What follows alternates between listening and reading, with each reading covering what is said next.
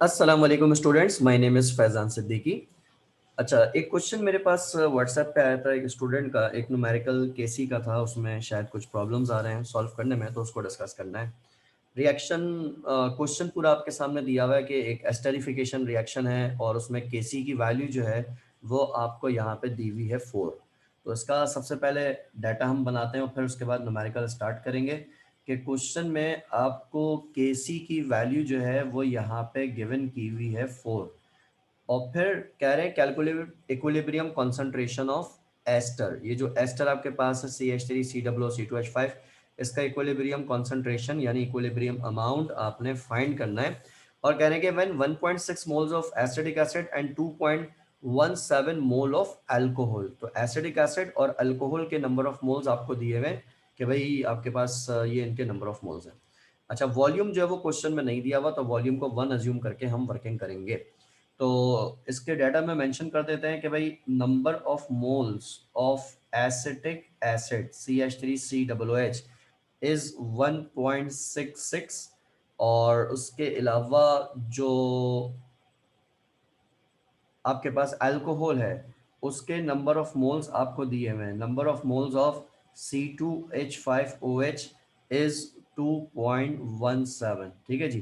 तो इन दोनों चीज़ों के आपको यहाँ पे नंबर ऑफ मोल्स दिए हुए हैं और आपको केसी आपको दिया हुआ है और आपसे कहा जा रहा है कि find the number of moles of ester. Ester is CH3COOC2H5, इसके नंबर ऑफ मोल्स आपने इक्विलिब्रियम में फाइंड करना है। अब जिसका इक्विलिब्रियम में फाइंड करना है तो ठीक है, उसको हम फाइंड कर लेंगे। लेकिन जिसका अमाउंट दिया हुआ है एसिडिक एसिड और अल्कोहल का, तो ये अमाउंट आपको इनिशियल कंडीशन में दिया हुआ है कि रिएक्शन की स्टार्टिंग में ये सिचुएशन थी। तो अब इसके ऊपर वर्किंग किस तरह से होगी जनाब, इसकी वर्किंग को ज़रा समझ लें। जब आप इसको सॉल्व करना शुरू करेंगे तो ज़ाहिर बात है कि उसको स्टेप बाय स्टेप लेके चलेंगे। सबसे पहला स्टेप हमने जब रेगुलर लेक्चर में भी पढ़ा है तो उसको स्टेप बाय ब्रेक करके ही पढ़ा था। तो सबसे पहला स्टेप ये होगा कि जो रिएक्शन की इक्वेशन है उसको लिखेंगे और उसमें आपने रिएक्टेंट्स एंड प्रोडक्ट्स के दरमियान 4 तरह के रिलेशंस जो है वहाँ पे बनाने हैं। तो इसलिए इसमें ये होगा कि जो रिएक्शन की इक्वेशन है, सबसे पहले तो ये लिखा हमने। तो रिएक्शन की इक्वेशन चल रही है कि भाई ये एसिटिक एसिड है और इसका रिएक्शन करवाया गया अल्कोहल से। इस तरह की इक्वेशन जो बहुत कॉमनली यूज हो रही हैं वो इक्वेशंस आपकी फिंगर टिप पे होनी चाहिए। अगर पेपर में ना भी दी हो तो आपको ये इक्वेशंस खुद से लिखनी आनी चाहिए, सिंपल जो रिपीटेड इक्वेशंस हैं। तो एसिटिक एसिड और अल्कोहल रिएक्ट कर रहा है और रिएक्ट करने के बाद वहां पे एस्टर एंड वाटर फॉर्म कर रहा है। आपको ये रिवर्सिबल रिएक्शन की इक्वेशन दी हुई है। इस इक्वेशन को यूज करते हुए आप 4 तरह के रिलेशंस यहाँ पे बनाते हैं। सबसे पहले इसमें बनता है यहाँ पर इन तमाम रिएक्टेंट प्रोडक्ट्स का स्टैंडर्ड रिलेशन। उसके बाद यहाँ पे बनता है इनका जनरल रिलेशन। फिर यहाँ पे बनता है इनका इनिशियल कंडीशन का रिलेशन और फिर यहाँ पे बनता है इनका इक्विलिब्रियम रिलेशन। ये 4 तरह के रिलेशंस बनते हैं। अब कैसे बनते हैं, सबसे पहले स्टैंडर्ड रिलेशन बनेगा तो उसका तरीका ये होगा, रिएक्टेंट प्रोडक्ट के जो कोफिशिएंट्स हैं वो उनके नीचे एज इट इज लिख दें, स्टैंडर्ड रिलेशन बनेगा। एसिडिक एसिड का कोफिशिएंट 1 है, उसके नीचे 1 लिखा। अल्कोहल का कोफिशिएंट 1 है, उसके नीचे 1 लिखा। एस्टर का कोफिशिएंट कुछ भी नहीं है, 1 है, इसके नीचे 1 लिखा। और वाटर का कोफिशिएंट 1 है, उसके नीचे 1 लिखा। ये स्टैंडर्ड रिलेशन है। फिर इस स्टैंडर्ड रिलेशन को x से मल्टीप्लाई करने के बाद जो आएगा वो इसका जनरल रिलेशन हो जाएगा। तो इसलिए जब आप 1 को x से मल्टीप्लाई करेंगे तो ये हो जाएगा x। इसी तरह यहाँ पर x से मल्टीप्लाई किया, इसी तरह यहाँ पर भी 1 को x से मल्टीप्लाई किया और इसी तरह वाटर में भी 1 को x से मल्टीप्लाई कर दिया। तो जब आप स्टैंडर्ड रिलेशन को x से मल्टीप्लाई करते हैं तो वहां पे आपको मिल जाता है जनरल रिलेशन। उसके बाद इनिशियल कंडीशन का रिलेशन बनाने का तरीका ये होता है कि वो डाटा से बनाया जाता है। डाटा में जिस चीज का इनिशियल अमाउंट दिया हुआ है उसको आप यहाँ पे पुट कर देंगे। डाटा में जिस चीज का इनिशियल अमाउंट नहीं दिया हुआ उसकी जगह पे 0 प्लेस करेंगे। तो एसिटिक एसिड का इनिशियल अमाउंट आपको डाटा में दिया हुआ है 1.66 मोल। अगर आप डाटा को देख रहे हैं तो डाटा में ये अमाउंट दिया हुआ है। इसी तरह अल्कोहल का अमाउंट डाटा में दिया हुआ है 2.17 मोल। ठीक है जी। तो वो अमाउंट हम यहाँ पे मेंशन कर देते हैं। एस्टर और वाटर इस रिएक्शन की प्रोडक्ट्स हैं, उनका कोई अमाउंट आपको नहीं दिया हुआ। तो जिनके अमाउंट्स आपको डाटा में नहीं दिए हुए तो उनके अमाउंट्स आप 0 रख के यहाँ पे चलाएंगे। उसके बाद आप इक्विलिब्रियम का रिलेशन बनाएंगे। तो इक्विलिब्रियम रिलेशन का तरीका ये होगा कि रिएक्टेंट साइड पर आप इनिशियल माइनस जनरल करके और प्रोडक्ट साइड पर आप इनिशियल प्लस जनरल करके इक्विलिब्रियम का रिलेशन यहाँ पे बनाएंगे। तो जब आप एसिडिक एसिड का इक्विलिब्रियम अमाउंट निकालेंगे तो उसका इनिशियल अमाउंट आपके पास है 1.66, उसमें से माइनस का जर्नल अमाउंट यानी कि x। अल्कोहल का इनिशियल अमाउंट है 2.17, उसमें से माइनस का journal amount x। Product side पे ऐड करेंगे तो एस्टर का इनिशियल है 0, उसमें प्लस किया x, वाटर का इनिशियल है 0, उसमें प्लस किया x। These are their equilibrium amount जो यहाँ पे लिखे हुए। इन इक्विलिब्रियम अमाउंट को आप अलग से लिख देंगे इस तरह से कि number of moles of acetic acid is equal to 1.66 minus x, number of moles of alcohol is equal to 2.17 minus x, number of moles of ester CH3COOC2H5 is equal to x, and number of moles of water is equal to x। ये यहाँ पर आपके पास जो है इनके number of moles आ गए at equilibrium. तो पहला स्टेप ये हुआ कि आपने इनके नंबर ऑफ मोल्स निकाल दिए। दूसरा स्टेप जो यहाँ पर होगा, अब इसको आगे सॉल्व करने के बहुत सारे तरीके हैं, अगर हम सीक्वेंस को फॉलो करते चलें तो स्टेप नंबर 2 में आपने ये करना होता है कि इनके यहाँ पे एक्टिव मासेस निकालने होते हैं। ठीक है जी। अच्छा, जब आप स्टेप नंबर 2 में एक्टिव मासेस यहाँ पे फाइंड करेंगे तो उसके फाइंड करने का तरीका क्या होगा, वो तरीका यहाँ पे आप लोग देख लें, यहाँ पे आप लोग समझ लीजिए। एक्टिव मास फाइंड करने का तरीका वही होगा कि आप एक्टिव मास का फॉर्मूला लगाएंगे। एक्टिव मास का फॉर्मूला आपके पास है जनाब, active mass is equal to number of moles upon volume. अगर डाटा में वॉल्यूम दिया हुआ है तो उसको यूज किया जाएगा, डाटा में वॉल्यूम नहीं दिया हुआ तो फिर वॉल्यूम 1 रखा जाएगा। जैसे इस क्वेश्चन में आपको वॉल्यूम नहीं दिया हुआ तो इसलिए वॉल्यूम यहाँ पे 1 रख के काम करेंगे। तो जब आप active mass of acetic acid निकालेंगे तो active mass of acetic acid जो निकलेगा, आपने स्टेप नंबर 1 में एसिटिक एसिड के मोल निकाले हुए 1.66 माइनस एक्स। ठीक है जी। तो इसलिए आपने 1.66 माइनस एक्स ये नंबर ऑफ मोल है और उसको डिवाइड कर दिया 1 से, तो आपके पास इसका एक्टिव मास आ गया 1.66 माइनस एक्स। इसी तरह से अल्कोहल का आप यहाँ पर निकालेंगे C2H5OH।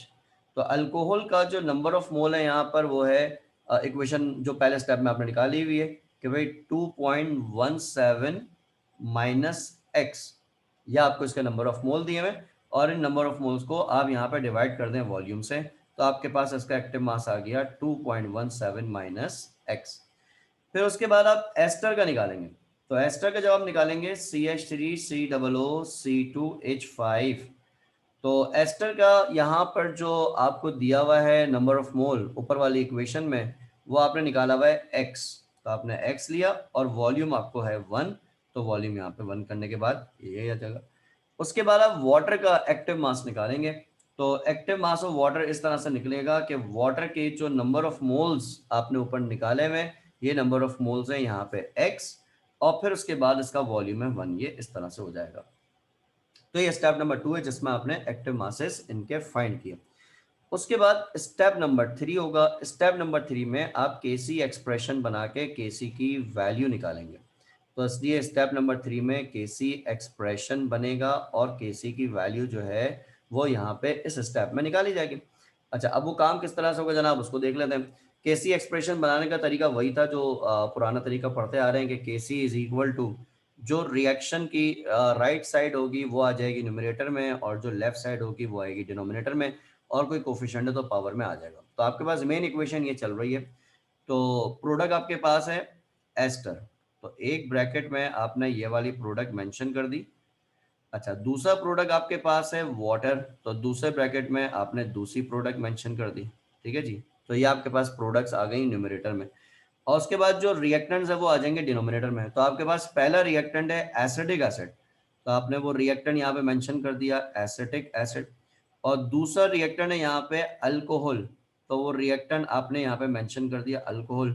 ये इस तरीके से यहाँ पे बनेगा, ये इसका केसी का एक्सप्रेशन बनेगा। उसके बाद फिर ये होगा कि जब आप केसी का एक्सप्रेशन बना लेंगे तो इस केसी के एक्सप्रेशन में आपने फिर एक्टिव मासेस पुट करनी है, केसी की वैल्यू पुट करनी है। केसी की वैल्यू ऊपर डाटा में आपको जो दी हुई है वो यहाँ पे दी हुई है 4, ठीक है ना, इस जगह पे दी हुई है। तो इसलिए डाटा में इसकी वैल्यू 4 दी हुई है, तो केसी की वैल्यू यहाँ पे 4 रखेंगे। अच्छा, उसके बाद फिर आगे मजीद क्या होगा कि केसी हो गया 4 इज इक्वल टू, अब राइट साइड पे एक्टिव मासेस रखेंगे। अब एस्टर का एक्टिव मास है x वाटर का एक्टिव मास है x, ये एक्टिव मास हमने लेफ्ट साइड पे निकाले हैं, ठीक है ना, ये वैल्यूज ले रहे हैं। और इसी तरह एसिडिक एसिड का एक्टिव मास है 1.66 माइनस एक्स, और इसी तरह से अल्कोहल का एक्टिव मास है 2.17 माइनस एक्स, ये इस तरह से हो जाएगा। देन उसके बाद ये ब्रैकेट्स ओपन करेंगे, जब ब्रैकेट्स ओपन होंगे तो ये यूं बन जाएगा कि x को x से मल्टीप्लाई किया तो ये हो जाएगा एक्स स्क्वायर, फिर उसके बाद 1.66 को 2.17 से मल्टीप्लाई किया। तो जब आप इसको मल्टीप्लाई करेंगे कैलकुलेटर पे तो ये क्या सिचुएशन बनेगी, ऐसे बन जाएगी 1.66 मल्टीप्लाई बाय 2.17, ठीक है, तो ये आ जाएगा 3.6022। तो जब आपने मल्टीप्लाई किया तो 3.6022, फिर 1.66 माइनस एक्स से मल्टीप्लाई होगा तो माइनस 1.66x, फिर माइनस का x 2.17 से मल्टीप्लाई होगा तो माइनस 2.17x, फिर माइनस का x माइनस के x से मल्टीप्लाई होगा तो ये हो जाएगा प्लस का एक्स स्क्वायर। ये इस तरीके से यहाँ पे बनेगा। उसके बाद थोड़ा सा इसको और सॉल्व करेंगे। अब ये इसके आगे मैथमेटिकल स्टेप्स हैं, इसके आगे केमिस्ट्री नहीं है। तो उसके बाद आगे क्या होगा जी, ऊपर हो जाएगा एक्स स्क्वायर, नीचे 3.6022, उसके बाद minus 1.66 minus 2.17, minus minus plus होता है तो 1.66 और 2.17 को ऐड किया तो ये हो जाएगा 3.83। तो 3.83x ये हो जाएगा, और उसके बाद प्लस का एक्स स्क्वायर। अब ये पूरा डिनोमिनेटर लेफ्ट साइड पे ले जाके मल्टीप्लाई करवा देंगे, तो 4 multiply by 3.6022 minus 3.83x plus x square is equal to x square, ये इस तरह से हो जाएगा। उसके बाद इस 4 को अंदर मल्टीप्लाई करेंगे, तो अब इन वैल्यूज को मल्टीप्लाई करते जाते हैं कैलकुलेटर पे तेजी से और देखते जाते हैं कि कहाँ पे जा रहा है सोल्यूशन। तो 4 मल्टीप्लाई बाय 3.6022 तो ये हो जाएगा 14.4088। तो मैं इसको थोड़ा सा राउंड ऑफ कर लेता हूँ, 14.4 लिख देता हूँ खाली। उसके बाद 4 को मल्टीप्लाई किया 3.83 से, तो 4 मल्टीप्लाई बाय 3.83 तो ये हो जाएगा 15.32, ठीक है जी। तो मैं इसको राउंड ऑफ करके 15.3 लिख देता हूँ। फिर उसके बाद 4 जब इस एक्स स्क्वायर से मल्टीप्लाई होगा तो 4x स्क्वायर हो जाएगा, और राइट साइड पे एक्स स्क्वायर वैसे ही रहेगा। राइट वाला एक्स स्क्वायर अगले स्टेप में माइनस यहाँ लेफ्ट पे आके सब्ट्रैक्ट हो जाएगा, तो 4x स्क्वायर में से एक्स स्क्वायर माइनस करेंगे तो लेफ्ट साइड पर रह जाएगा 3x स्क्वायर माइनस 15.3x, और उसके बाद प्लस 14.4 इज इक्वल टू 0। ये आपके पास बन जाएगी क्वाड्रेटिक इक्वेशन। इसको सॉल्व करने के लिए क्वाड्रेटिक फॉर्मूला यूज करेंगे। क्वाड्रेटिक इक्वेशन में अगर ए बी सी लगाया जाए तो एक्स स्क्वायर का कोफिशिएंट ए होता है जो कि 3 है, एक्स का कोफिशिएंट बी होता है जो कि माइनस 15.3 है। एक मिनट, 15.3x, एक मिनट बच्चे थोड़ा सा इसकी क्लियर लिख दूँ उसको मैं, 15.3x है, ठीक है जी। तो b यहाँ पर जो है वो माइनस का 15.3 है, और तीसरी टर्म कांस्टेंट होती है तो कांस्टेंट यहाँ पे 14.4 है, तो ये c इस तरह से होगा। देन उसके बाद फिर आप क्वाड्रेटिक फॉर्मूला लगा देंगे। क्वाड्रेटिक फॉर्मूला आपके पास है x is equal to minus b plus minus, फिर उसके बाद स्क्वायर रूट आ जाएगा, फिर बी स्क्वायर माइनस 4ac इस तरह से आ जाएगा, और उसके बाद जो है वो यहाँ पर 2a आ जाएगा, ये इस तरीके से होगा। देन उसके बाद आपने इसके अंदर वैल्यूज पुट करनी है सीधा सीधा।